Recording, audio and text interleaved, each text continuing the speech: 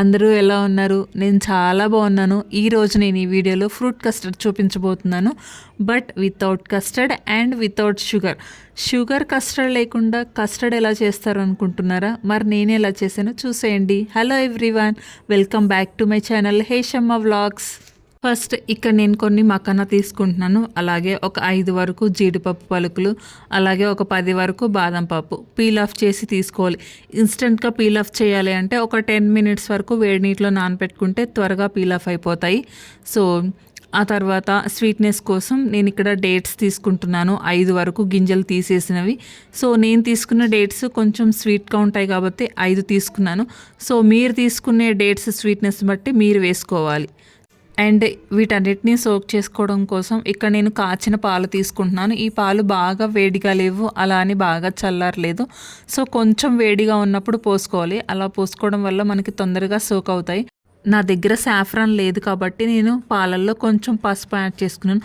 మీ దగ్గర సాఫ్రాన్ ఉంటే పాలల్లో సాఫ్రాన్ యాడ్ చేసుకోవచ్చు. ఇన్కేస్ మీ దగ్గర కూడా లేకపోతే పసుపు యాడ్ చేసుకోవచ్చు.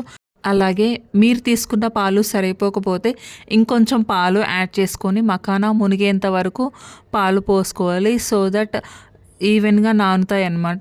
సో అవి నానటానికి 1/2 అవర్ టు 40 మినిట్స్ టైం పడుతుంది. సో ఈ లోపల ఫ్రూట్స్ కట్ చేసుకోవచ్చు. ఇక్కడ మీకు నచ్చిన ఫ్రూట్స్ యాడ్ చేసుకోవచ్చు అండి. సో 40 మినిట్స్ తర్వాత చూపిస్తున్నాను. మకానా చాలా బాగా సోక్ అయిందనమాట. ఇక్కడ నేను స్పూన్తో మ్యాష్ చేస్తుంటే మ్యాష్ అయిపోతుంది. అండ్ ఇక్కడ చేత్తో పట్టుకుంటే ఇలా మెత్తగా అవ్వాలి. అప్పుడే మనకి పర్ఫెక్ట్గా నానిపోయినట్టు. సో ఇప్పుడు మనం ఇంకా బ్లెండర్లోకి తీసుకోవాలి అండ్ మిక్సీ జార్లోకి కూడా తీసుకోవచ్చండి. సో కొంచెం పాలు పోసుకుంటూ మనం ఫైన్ పేస్ట్ లాగా పట్టుకోవాలి. అండ్ కన్సిస్టెన్సీ వచ్చేసి మరీ లూజ్గా ఉండకూడదు, అలానే టైట్గా ఉండకూడదు. ఇక్కడ నేను చూపిస్తున్నాను కదా, సో అలా ఉండాలన్నమాట కన్సిస్టెన్సీ. ఇన్ కేస్ మీకు టైట్గా అనిపిస్తే ఇంకొంచెం పాలు యాడ్ చేసుకొని కన్సిస్టెన్సీని లూజ్ చేసుకోవచ్చు.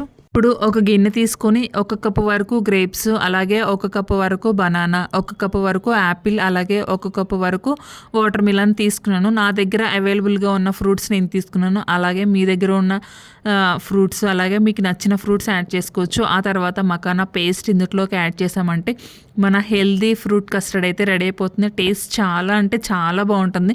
ఒకసారి ట్రై చేయండి. అలాగే ట్రై చేసి ఎలా వచ్చిందో నాకు కామెంట్ చేయండి. యూజ్ అవుతుంది అనుకుంటే మీ ఫ్రెండ్స్ అండ్ ఫ్యామిలీ మెంబర్స్కి షేర్ చేయండి. మీకు ఈ వీడియో నచ్చితే లైక్ చేయండి. ఇలాంటి హెల్దీ రెసిపీస్ కోసం please do subscribe to my channel. Thank you. Bye.